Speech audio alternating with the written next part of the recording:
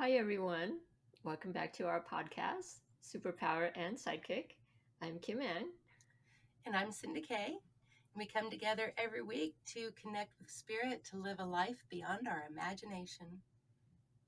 Yes, and we've been off for 2 weeks because of personal stuff, but now we're back and hopefully can continue the conversation. Yeah, I said week because it flows out easier that way. I tried to change it and I messed it all up. So we come weekly mostly.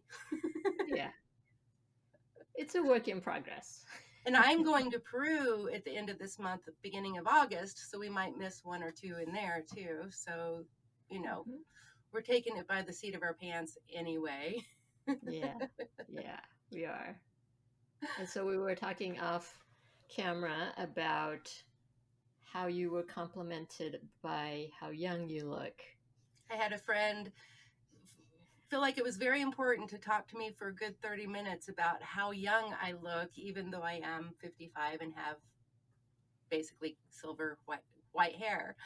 And I was going to, one of the things I was, because you mentioned that we do energy healing and we've been using, doing chakra healing and adjustment for 20 some odd years, 25, 30 years. Mhm. And that's one of the things I was going to say was at one point, I don't know, it was about 2008, 2009, somewhere in there. A James Blunt song kept coming to me, but it was coming to me as guidance. And it was a song about the painting Dorian Gray. And I don't know if you know the legend of Dorian Gray, but he had this painting done, and it was a magic painting, a cursed painting, and the painting aged, and he did not. But Mhm. anyway, and it came to me, but it was very, very strong. And it was basically telling me to never, ever have any work done. That was the Mhm. underlying message that was coming to me. And it was really important that I knew to never get any Botox or anything else. Well, now I'm chemically sensitive. I can't even imagine doing anything at this point. So I'm not quite sure why it was such a strong message. But when we were talking about it, that old guidance came back into my mind, and that it was important that I never physically altered my face other than what we are doing naturally with energy and drinking lots of water. Because there is that. Yes, I love water. I'm a big, huge water drinker. And another thing that I actually think that helps that has nothing to do with universal energy was I think I was 27, 28, and I was quitting hairdressing because of the chemicals had gotten to me. But it was a lot of it was I had ran on a 15-minute clock for about 15 years. That I had to be ready for the next person every 15 minutes, and it was very time stressful. And I had fallen out of taking care of myself. And so whenever I quit that job and quit doing that work, I made a promise to myself that I would moisturize every single day. And I have actually used a good moisturizer, nothing fancy or anything, just a good clean, because I use all real clean products. But I moisturize every single day. I do not skip. And I live in New Mexico, so we're very dry desert climate. So it is kind of important here to do that. But you wouldn't believe I've had 3 or 4 ladies recently tell me, "Oh, be sure and moisturize." And they didn't. And so they were wanting to share the message. So there is that. But I do think that connecting the pineal and pituitary gland and the different glands and working with chakras and using universal energy and kundalini energy. And I also work with ley lines with the planet. And I think it's one thing that people miss is we actually have an energetic connection with the earth. And when we're all wearing polyester and plastic shoes and memory foam in our shoes, and we're so separated, we don't get that earth going through our beings as much. So there's the definitely connecting to our source and that celestial energy, but I think it's also just being in nature herself and sharing energy with the earth and with the planet. So are you saying we should walk barefoot? I do, absolutely. I have problems with fibromyalgia and other things if I have chemical exposure.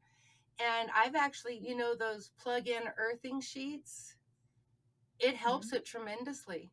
And I didn't buy one when I first figured this out, like in 2017. It was whenever I changed and I went from all polyester bedding to all latex and organic cotton and hemp and things like, and wool and things like that for my bedding. And I noticed I had zero static. And I went, wait a minute, some of this problem is that we're no longer grounded into the planet.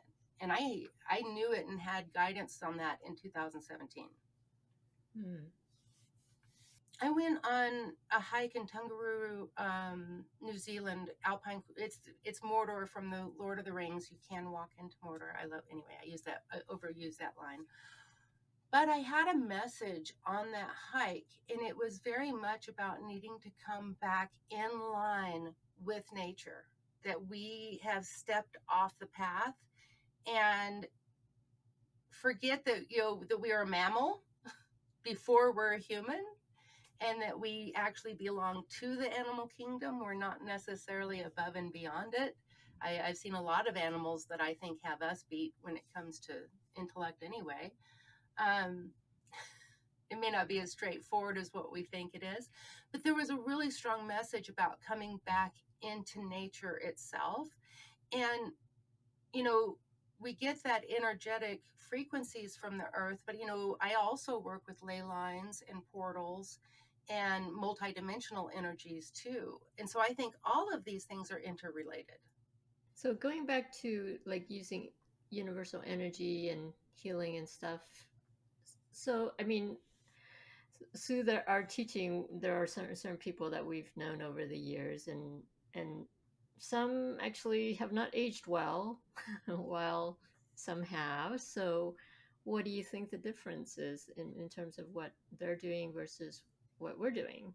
Well, I guess it's an interesting experiment because when we all started out, we all did take our picture and it was said, hey, see if you reverse age or not. And I can go, I look way better now than when I started at 30. And I'm 25 years older now than I was then. So, but I don't know that that's the only factor. Something that you and I have been dealing a lot with in the podcast is shadow work. And I think that's very big in the conversation and the question that you just asked, because there was a certain subset of people within the group we're talking about that absolutely did zero looking at themselves and shadow type work. And those would be the ones I see that look a little older. So, dealing with that, our shadows, and kind of coming to who we are, authenticity. I don't know. Coming, That be getting comfortable in my skin. When I first Yeah, started, I was not. yeah. I lived in shame. I lived in guilt. I had done things in my youth that I felt completely condemned for, and that I was never going to be able to overcome or outgrow. Which, yes, you absolutely can. Um, I'm night and day difference from where when I started, and it's mainly my outlook on how I feel about myself. I remember pulling up to a class in Virginia in my car, and Mike was driving, and I jumped into the floorboard because I felt so much shame and guilt because I could feel that celestial energy, and it was really big, and I could feel it like vibrate out. So as we came up, that energy greeted me. And when that energy greeted me, I had such a low self-esteem. I immediately wanted to bury myself somewhere. And it was divine light that I was feeling. And I didn't believe I was worthy. And I think a lot of us have been conditioned to that where we are now. Um, I couldn't look at myself in the mirror when I was 30 years old. I had such a low self esteem. I think a lot of it is part of that. You're right. Because I saw an interview with Jodie Foster Yeah. recently, and she was talking about how, growing up as a child actor and all the things that they force on you. So she didn't really have, her own decision making. Everything was kind of No decided for autonomy her. at all. Yeah. Yeah. And so now she seems like she's like comfortable in her own shoes. She seems more like just confident, and you can feel the freedom that she is feeling just kind of radiate out, and she's just happy with her life, happy where she is now, and just free from all the confines that society puts on us. So I think that's part of it. And I had never thought that I would. So I'm surprised I've come as far as I have actually.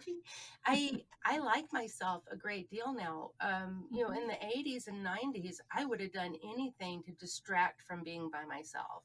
Now I'm like, can y'all just leave me alone? I need a good hour or two by myself. Thank you. Yeah. I like me now. We're friends. And I don't beat myself up in the head anymore. And I think that that has a lot to do with it showing up on the face. Yeah, I think so. I think so too. And also some of it has to do with like holding on to grudges, resentments, past traumas. Not past traumas, but Oh, like but if no, somebody. that's true too. And I'm going to say that because I was one that was I did without even realize. I mean, there's some I haven't let go of yet. So it's okay to say that because it's not easy to do. You don't know life without it. So how do you just drop it? Yeah. So once I think we can deal with our past traumas and recognize, I think that's when that veil is lifted from us, and then there's a certain sense of light that shines out. I went in somewhere and I took my story back. I got out of my story first. And when I got out of it, I saw all the villainization and false narrative, and I was a scapegoat for a few people. And wait a minute, this isn't, but it started when you were 2 or 3. You didn't realize that that's how it worked. And when I got stepped more into that witness space, and I went, wait a minute, things aren't the way I first perceived them. My perception is much different than what I realized. And also, I kept having that divine energy. Not, I wasn't just reaching for it, it was absolutely reaching back for me. So I had no doubt that I was divinely accepted and loved. And there was, according to that relationship, I had nothing to be forgiven for. I had done nothing to keep the love from coming to me. It had only been from the conditioning and the villainization that I had, that brainwashing where it's just every day until you believe it. And I think a lot of people have been that for someone in their life and not realized it. And so their kind of bad luck or whatever is actually somebody else's narrative still running in this person's head.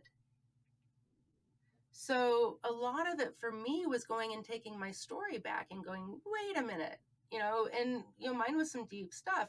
Wait, yes, I was a promiscuous 14, 15-year-old, but I was also a very highly groomed 14, 15-year-old. And just that changes a note completely. But it wasn't even that. They're just somewhere in there. I surrendered and goes, this is just who I am. And if they don't like it, I can't. There, I think some of mine was actually when I went through health issues, was when I accepted myself more fully. Almost dying, actually getting on that threshold, Hmm. it changes perspectives big time. But also, I think now about my 3-year-old, or that inner child, and I just want to hug her. There's no anger. How could I be angry at that little girl? And before, what I was doing was being angry at that little girl when the itty bitty shitty committee was going off in my head all the time. The best thing that helped calm that down for me was taking back my own narrative, my own story, and stepping out of other people's. And I think some of that is the self love and self care that we do for ourselves. I think that's really important too. Well, even something just as small as moisturizing every day and remembering to drink enough water. I mean, especially women. How many don't? But their family members all do. They've made sure that the kids have all had plenty of water and the husband has plenty of water, and half the time the woman still hasn't even gotten her own in. True enough. It's like being on that airplane where they tell you make sure you put on your mask first. Yesterday, I there was something, I don't remember what it was, but we were out of the house and part way down to go. It's 2 hour drive to go kayaking where we go, and we were about 15, 20 minutes out, and I go, Mike, did you have an oar in your bag? And he goes, yeah, I had one. I went, no, I don't think you did. And I pulled over and he went and looked. He said, no, I don't have an oar. I remembered my husband's oar wasn't in his bag for him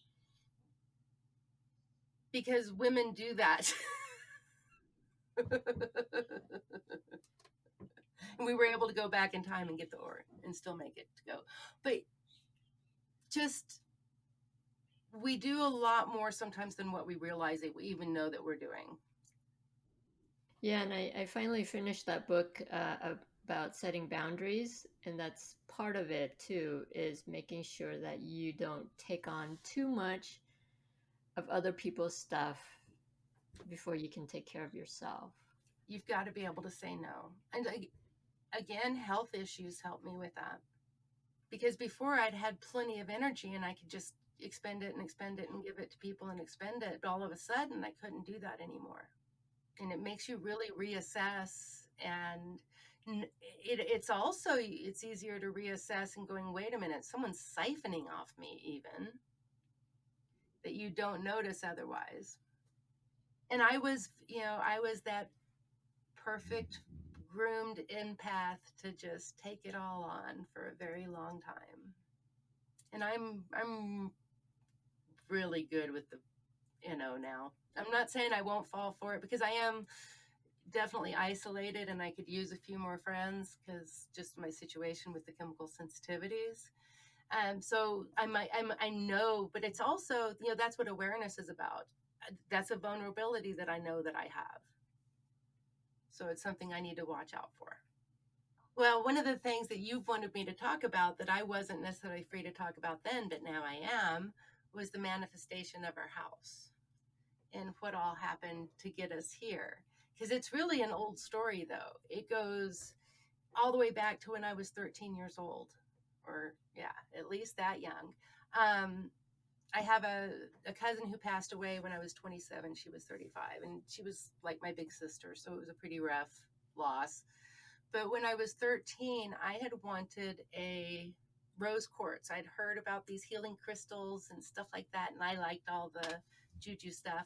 And I asked her about it, and she goes, oh, I know a perfect place. Well, I'll drive you down to Madrid, because she lived just 30 minutes from here. And she drove me here to buy my first crystal. And I don't know what it is about this it's an old ghost town in the middle of New Mexico that had almost completely died. It gone down to just 10 people. And then some spiritual teachers in New York told a bunch of hippies to go out west and to find the old mining towns because all the infrastructure was already there and they could just go in and squat. Well, they're my good friends. I just went and visited with one couple for the last hour just a minute ago, and they were some of them that helped reincorporate this town in 1973. So I guess I got here in about 86. I don't know. It was in somewhere in the 80s was when she brought me here. I don't remember exactly when it was, but I fell in love. But it is such a little eclectic thing. I don't know that my brain never actually wrapped around that I could live here. It's more of a just you go there to visit kind of place. And I don't know why it never really sunk in. And when I was traveling hardcore, one time I was in Bulgaria and I was eating a meal and I could tell that that they did not have GMOs in Bulgaria. And I ended up having a conversation at the table and they said, oh, no, Bulgaria, we let we let the Russians take us over. We let these people take us over. We let the Turks take us over. We don't care. It's land. They can't actually take it. It's going to still be here. But whenever it came to the European Union wanting to bring GMOs, the entire nation stood up and said, no, you are not poisoning our children. I could taste it in the food, and I knew it. So I brought it up. But this place was lovely, and everybody, one thing in Bulgaria, it's not like here in the West. Everybody sings and dances, not just the people who are good at it. So it's a really fun environment and fun with the people, and there's a lot of connection. And anyway, I love Bulgaria. And I had this thought, oh, I can live here. I could move here. And immediately in my head, I hear more than Madrid, New Mexico. And I went, oh, no, no way, no way. And at that point, I was living in St. Louis. When I was traveling heavy, I was in St. Louis because it was a lot better airport. And then I think it was 7 years later, I was in New Zealand, and I'd gone to a restaurant and ordered a lunch, and I took a first bite out of my lunch, and I go, wow, I don't think they let GMOs in this country. And so this time I've got a cell phone or an Apple, and so iPhone, and I look it up. New Zealand refused GMOs. They did not let them come in the country. I'm like, interesting, because it's the same as Bulgaria. And I had the same thought. And it was also a thing where every household because I went to people's houses there. People, we found friends. When I travel, I'm usually there with locals. And everyone had like dress up boxes. And so when you go over to their house, everybody was pulling out hats and boas and playing. And, everyone, almost like plays would just start popping up spontaneously. It was a really interesting place. And I go, wow, I could live here. And I hear very clearly, more than Madrid, New Mexico. And I'm like, what the heck is with this? And when I left New Mexico, I had actually gotten a spiritual warning, because there were things that I had gotten good at that, there are mid-level invisible entities that would rather not have any evolution or changes in our abilities, because right now they can control from the background. And because of some of the things that I am capable of doing, and that I was increasing my capabilities, when I left, I was told I had to leave here. It wasn't safe for me. And so when I'm getting these messages, it's kind of like, what do you mean? I can't even live in New Mexico. Because when I was told to leave, I love New Mexico so much. I actually just like made myself fully accept it, so that way I wouldn't go through any longing or wishing. And I do love St. Louis. I still love St. Louis. I didn't leave St. Louis because I don't love it. But one of the things that I didn't realize is I'm a lot stronger spiritually now than what I was then. So the danger that I was in then, I'm not in now, because I'm not as spiritually vulnerable as I was then. And I've done a lot of things to grow and to get where I'm not going to be pushed around from the invisible world like I could have been back then. I also don't drink anymore, and there's some other things that I think also had a part in all of it.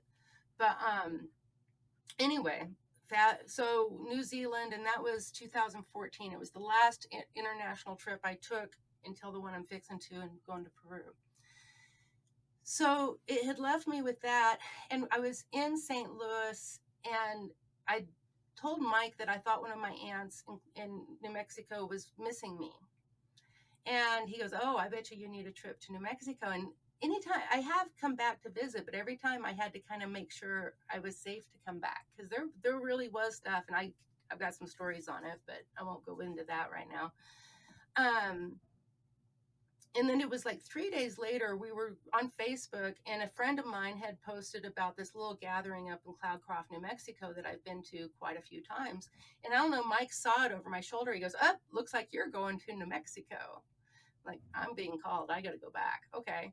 So I come in and I visit my aunt, and I go to the friends, and we go to this little gathering in Cloudcroft. And then I go to my favorite site, Gran Quivira, and it was the Lions Gate, 8816. It was I did not know what Lionsgate was. I think I've shared that story with you guys, but I didn't even know it existed or anything else, but I had something really big happen while I was there, and I received this spiritual blessing. And I go back to, I was staying in Ruidoso, New Mexico. It's where I lived for 16 years before I moved to St. Louis. And I was staying there at a friend's house, and all I could hear was Madrid in my head, and just Madrid would not leave my head.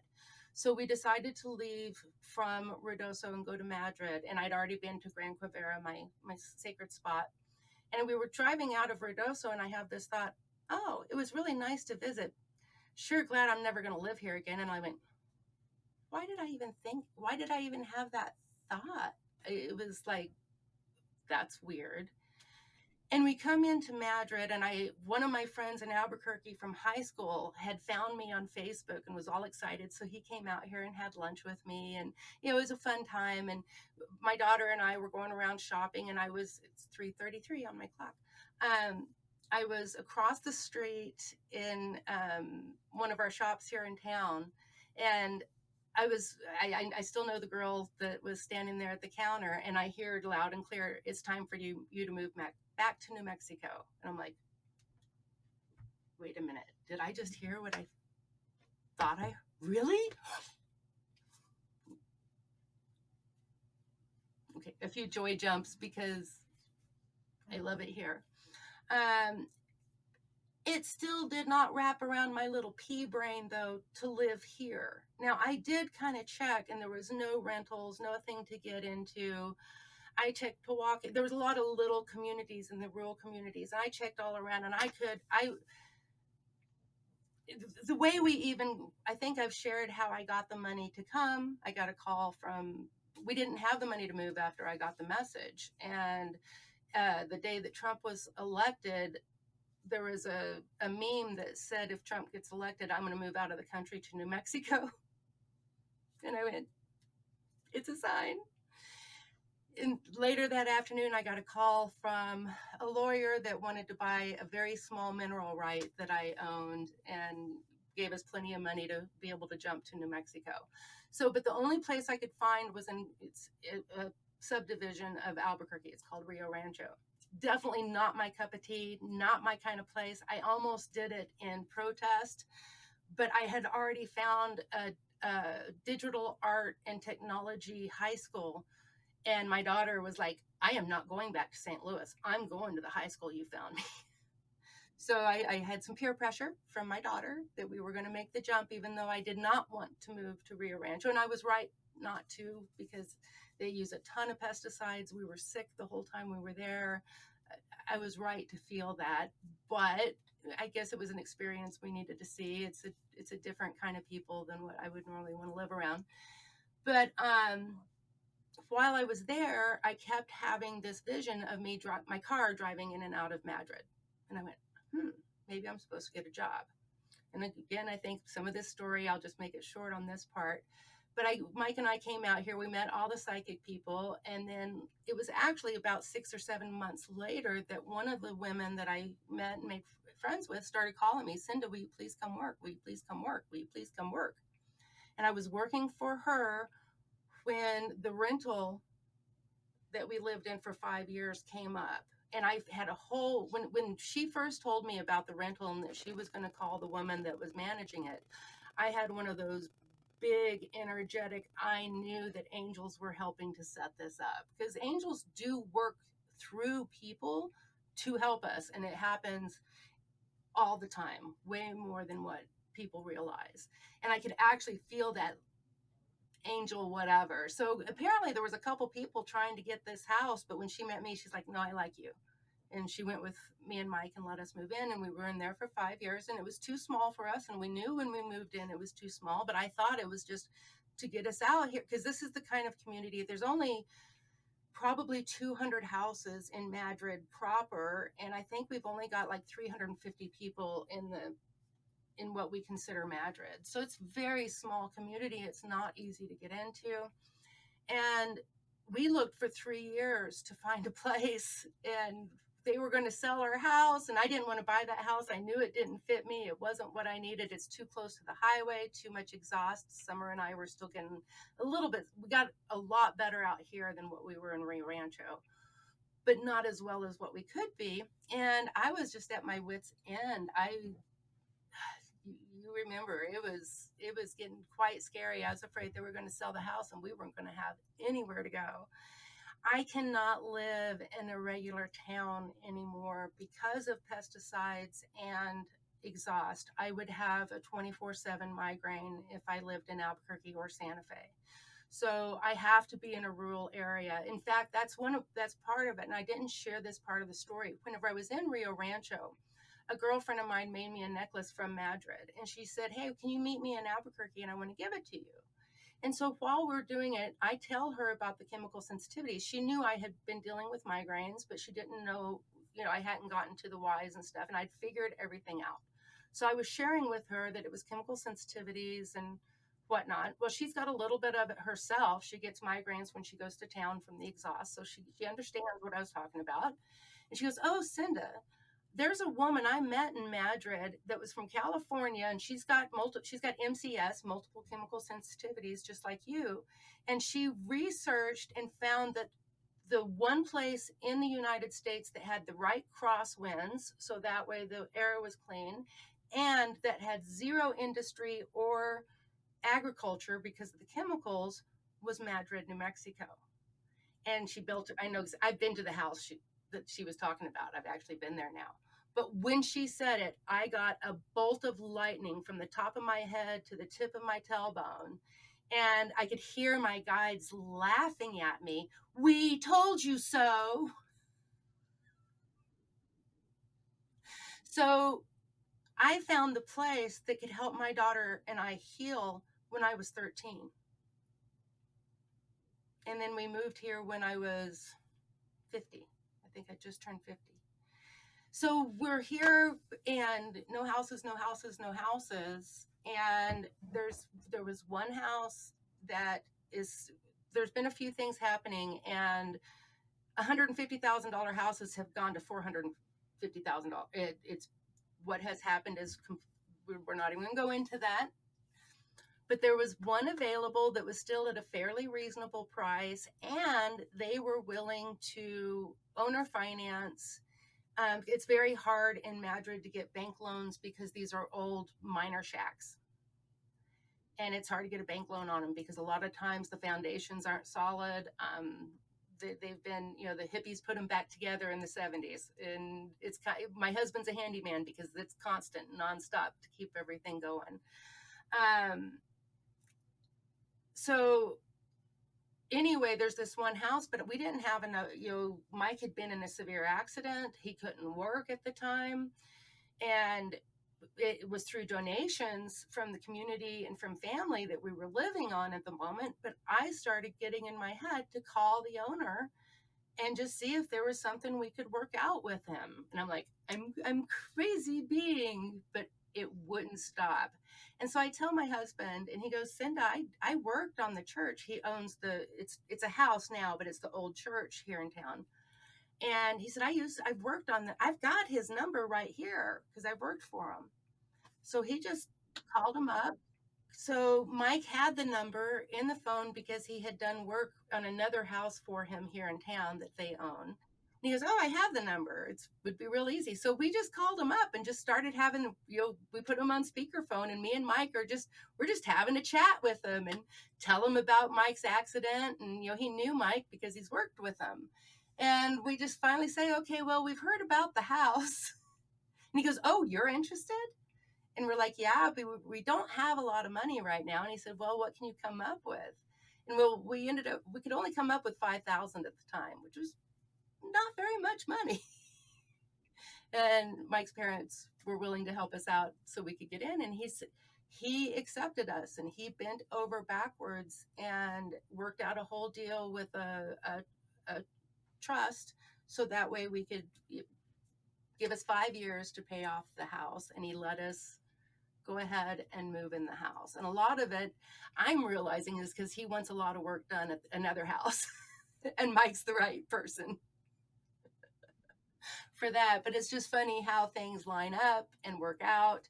Well, the insurance and the lawyers all finally finalized last week, and we paid off 3/4 of the house in the first 4 months that we've lived here. So apparently, I am supposed to live in Madrid, and now I live in a house that's the furthest away from Highway 14, so we don't have any exhaust up here. Um, I own the whole hill behind me, basically a mountain right here behind me. I about 3/4 of the way up it, so it's pretty good size. There's no way anyone's ever going to move behind me back here. So I finally have a good, safe air for me and my daughter. So you're going to build like a community of, like, one of those communities where like little houses on your property Probably have like a this one's not retreat. quite big enough to do that, but we have lots of, 20 acres, 120 acres. There's a lot of that still here. So we could do something like that. I actually think that we're going to someday end up in the church up there. And I almost don't want it because it needs a lot of work, but it's a neat big place. And the thing about that is I could have spiritual retreats and have people come and stay with me for like a week. And there are a lot of different spiritual sites, ancient sites that we can go here. And there's kayaking, and it's all a little bit of a drive, but I'm centrally located and it's all around me and just beautiful, glorious things to do. So I think we're going to end up in there, and then I can have folks come and we can do things together. That sounds very ideal. But at least right now I have a house and no one's going to sell it out from underneath my bottom. But it's just how every single move wasn't going to happen first off until it was going to happen. There was not anything I could do to force anything. And every single time, it's like the energetic, invisible world had already cleared it away before I even got to it.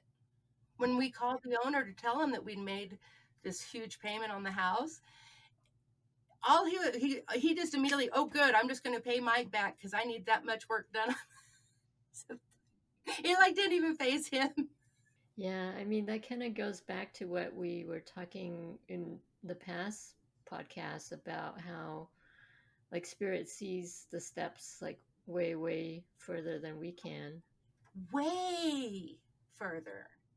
And that they even made the connection that they showed me this location, and it immediately felt like, wait a minute, there's something about this place, not knowing that it would be the one best place, at least in the United States, that I could live with this chronic illness that me and my daughter are dealing with currently. There's not many places in the world to get away from stuff. I got the sickest. I remember when I was staying in Lysterfield, Australia. I was staying on, it was actually a farm in Australia. The place I was staying, they weren't actively farming, but the neighbors I started getting real sound sensitive. And I was thinking, okay, it's just because the kids are in an empty house screaming as they're running, and but no, it got worse. And then I started getting tinnitus and my ears were ringing. And I got really bad while I lived there, not realizing it was the pesticides in the farms, in the neighboring farms. And I got that. That was the end of my last international trips. It was 2014, 2015. It was the end of it. And I got really sick and have no clue why I was getting sick. I did not figure it out until 2017. So in United States, where we were living in Missouri, it was industrial and agriculture. I mean, they say that St. Louis is the 13th highest city in the nation for benzene. So it may have had something to do with the increase of the chemical sensitivities as well. But it's just that I already had it on my radar, the solution. And when I work with spirit, when you surrender and you let it go, this the solution's there. And it's almost, if it's complicated, you're not with spirit and you're not anywhere close to the solution. Almost always it's the most simplest thing you could imagine. So, I didn't figure out what was going on in, let's see, 2017. So I was 49 when I figured out what all was going on, but they had given me the solution when I was 13. Well, I think the place that you're at now will be a nice retreat for a lot of people. I want to set it up where they can come in and take a shower and put on clothing that doesn't have Tide, Downy, or Gain, or any fragrances, or scent beads now. Let's get it even stronger. And let's put more formaldehyde in with the petroleum-based fragrances and make a time bomb for everybody and make it last forever. And when you sit down, it's going to stick to whatever you sit on, and the next person's going to be able to smell it because that stuff is sticky too. Okay, sorry. But a place where people can come and have a break from that and see if their system doesn't recover. I think there's a lot of people who think that they have mental illness, um, anxiety, and some other things that are actually just fragrances and other chemicals in the households. Our households are built with formaldehyde, and then water gets in and it molds. So then you've got formaldehyde and mold, and both of those two substances cause you to sensitize to all the things in your environment. So I think there's a lot of people that have chronic illness, fibromyalgia, and other types, chronic fatigue, and these kind of things that can really be helped with a clean environment. And if we could get a place where they could come for 2 weeks and just see what their system does, eat clean food that doesn't have sodium benzoate or those kinds of things in it, and in an environment that doesn't have fragrances and formaldehyde and mold. And being in New Mexico, it's real easy to get rid of mold here. You don't have to worry about it near as much. But give people an environment where they can come and just see, wait a minute, is it my health or is it the toxins in my home? And also a chance to decompress because you're out in the rural area. So, unplug from. Well, I luckily do not have problems with EMFs, but I do know a lot of people who do. We don't even have a cell tower out here. I have satellite internet. Yeah, sometimes it's good just to unplug. And there's ancient, ancestral, sacred, a lot of them spaces. I mean, I've got petroglyphs just 20 minutes, 25 minutes this direction right here. And for that matter, we could just go for a walk. And if we walk long enough, we're going to find, because they're all around in this area right here. Where I live now was ancient turquoise mines. They found this turquoise in Chaco Canyon, for instance. And so the Tiwa people, they call it the Santo Domingo tribe now, but the Pueblo Indians in New Mexico were here first. And they've left a lot around. Yeah, I think that's one of the things I'm excited about when I do visit you is to go to those sites and see what it feels like. That's how I realized there's portals, that they are real. And, I consider myself quite blessed and lucky that I was born in New Mexico. Sedona's awesome. And yes, there are absolutely some portals there and some vortexes. Not going to say they're not. But they don't have the thing is, those were not deactivated. That's why they became popular. A lot of them around the world were deactivated through colonialism and laying of the veil. And this really did happen. But all of these places have sacred energy. And every time I've gone to different ones, I'll have supercells light up in my brain, or I've stood on a ley line and it light up blue and Mike see it. Oh my God, Cindy, I actually saw that one when I stepped on one. And so not only does it activate stuff in me, it's a symbiotic. And, because I've been to different locations, those locations still ride with me. And then we'll talk to this location when I get to it. And I'm just the carrier. And, but a lot of reactivations and all of these portals coming back onto the grid. And for me, of course, it started here in New Mexico, even though it's happened in Bali, Australia, China, lots and lots of places. France was a huge, and Chennai, India, were huge connections specifically to the Southwest America, because I do think that there's been portals going back and forth with those directions for a lot.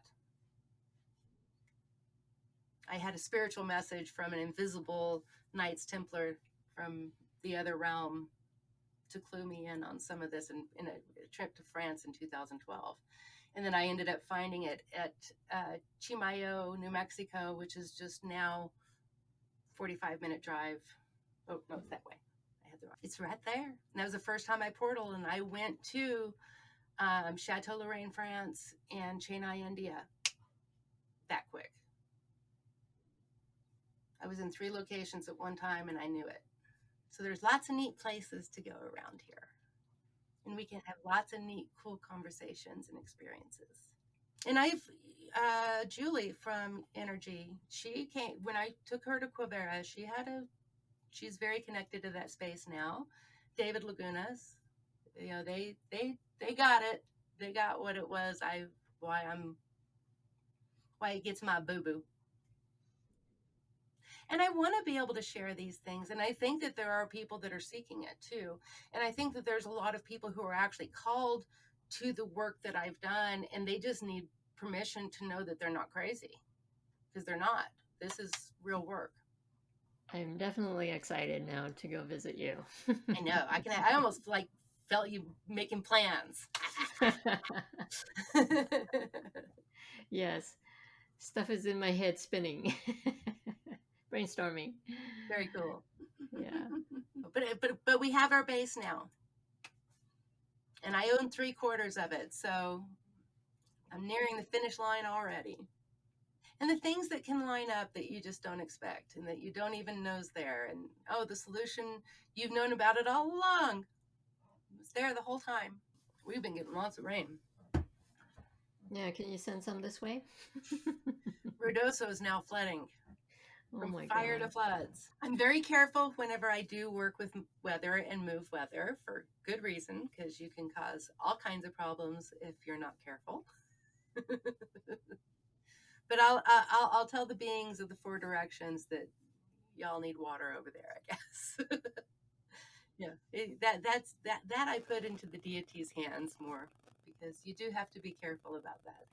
Though Summer and I moved a tornado on New Year's Day, I had taught her, we had gone to Shed's Aquarium in Chicago, and it was a free day, but it was super cold, and it was a super long outside line, and we were freezing.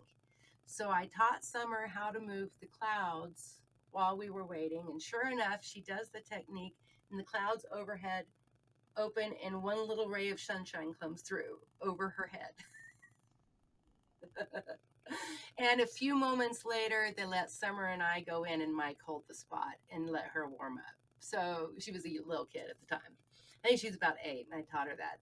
And we were driving through St. Louis to go to a movie with her grandma. Mike was in Thailand for a class, and it was New Year's Day. And whenever I left, it was sun shining. It looked like a beautiful day. And by the time I got onto the interstate, it was black and the biggest storm I'd ever seen. We were just smack dab in the middle of it.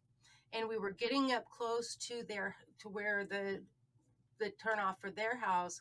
And the front of my car went this way, and the back of my car went this way. And I went, oh. And I yell, Summer, are you doing the technique? And she yells, instead of north, east, south, and west, she does it all out of order. Yes, Mom, I'm talking about southwest, north. But we're both, sending energy and doing it at the same moment. And all of a sudden, boom, it just went calm. And right that minute, we take the exit, we go down. My car luckily didn't get picked up, and because it almost went. And anyway, and as soon as we get down, there's a hotel right to the left, and I was able to pull right in. I had a little bitty car then. It just kind of zipped right in like a goat cart. And as soon as I did, cops had everything shut down. So we were the only people that got in. And we get out and we start walking, and we're walking through a tornado path that went right next to her grandparents' house, Mike's parents' house. And Wow. that same tornado ended up landing in North St. Louis and didn't hurt anyone. They called it the New Year's Day miracle. So I generally try to save weather techniques and energy to times of real need. Well, there's so much going on in the earth, and and I know that for myself, it can get very daunting if I look at it from just a linear physical view. But when I remember that I had horrible dreams of Armageddon, which Armageddon actually just means revelations and revealing the truth is now known. It's not necessarily death and destruction. But anyway, I was having all kinds of nightmares about it. And it was the first time that a Hindu god came to me, and it was Shiva. And I don't know, I will never know how I found Shiva at 16, right after having a baby in the Bible Belt in Clovis, New Mexico. But somehow or another, Shiva let me know that, in the Hindu religion, it's creation, preservation, and destruction. So it's Brahma, Vishnu, and Shiva, and there's all different kinds of others. But anyway, but how important Shiva's job is to clear a space for new to be built, because we can't build new on top of old, and how important Shiva is in the whole mix. So whenever I keep it in frame that we are the generation to make the changes, of course, we're going to be also symbiotic with the earth as she makes her changes as well. I don't necessarily think it's the end of us, though it might be the end of how we're doing it currently. I think it's more of a societal shift overall in the long run, but I do foresee us going through some difficulties. For sure. Yeah. We're kind of in the eye of the storm right now. One of the things that I have found fascinating is some of these, like Gran Quivera. I've only had vision, but also David had it. He said, "Cinda, there's underground," and I said, "Okay, I'm not the only one that got it." There have been generations that went underground when Earth changes were happening on this planet, and they've got signs of it in Turkey. They've got signs of it here in New Mexico. That it's happened in more than one rotation, more than one cycle in Earth's history. So who knows what might come up in solutions, but I would think that we've probably already been given them. We just may not know that we're there yet. So by going underground, what are you talking, physically or spiritually? There's been physical, I can't say the word, but the one in Turkey, I apologize for, I'm really bad at pronunciation. See, I can't even pronounce the word pronunciate. Anyway, there's one. There's a lot of them. The one in Turkey, though, the guy was just what they were putting in a new bathroom or something, and they found a hole, and it was a whole underground city. And it's not the only one. There's a lot of them, and I've had visions of them here. And now the Navajo and the Pueblo people talk about when they lived underground with the ants, and when they came in the generation of when they came up, and things like that too. So there's a lot of the different native storytellings that still have history, that they lived underground. So who knows what it will be, but I do think that as long as we are tapped in and connected to source, and that's what we come in here for, and that's what we're talking about, is through connection with source that you start getting little inklings and ideas to do things differently than what you might do just through the conditioned world and the physical, 2024 being what it is out there right now, caught up in the political whatever. But whenever we actually actively connect to source on a daily basis, if there are going to be changes, and if those changes would be in effect of you around you, you're going to get direction of where to go and where to be. And it comes through intuitively. And that's why it's so important for us to reconnect those lines of communication for ourselves, because I think there's going to be some invites to a party, but the only way you can do it is if you can telepathically receive it. So to navigate these changes that we are absolutely facing, and who knows if it's going to be physical, emotional, societal, who knows at this point, because it looks like it's all up in the air. But I do very much so trust that spirit already has the solution. They already have the direction that each one of us is going to be called to go. And as long as we work diligently, to me, it's not working. It's more of a surrender, connection, surrender, connection, surrender. And the surrenders is as important as the connection, because the problem with most of the time when people connect is their intellect takes over and it takes over and it never allows it to happen. So there has to be the connection with the surrender. Yes, very good point. A good And note to sometimes end on. good one to end on. There we go. Works for me. Well, thank you again, everyone, for joining us, and hope you found that interesting, because I sure did. Yeah. And thank you for putting us up with us for the few weeks we were gone, and glad we're back. Yeah. For the moment, until I go to Peru. Yes. Maybe we can figure out how to do one from Peru. Never know. Yeah, never know. Yeah. Different location, different vibe. Different energy. Mm-hmm. I've been looking forward to this one for at least 10, 15 years, so I'm excited. Mm-hmm. All right. Well, thanks again, everyone, and we'll see you next time. And please feel free to join the conversation if there's a topic you would like to bring in. Let us know if you'd like to make an appointment with me. I do private readings. I'm at syndicate.com and on all the socials. Right. Ciao. Yep. Ciao.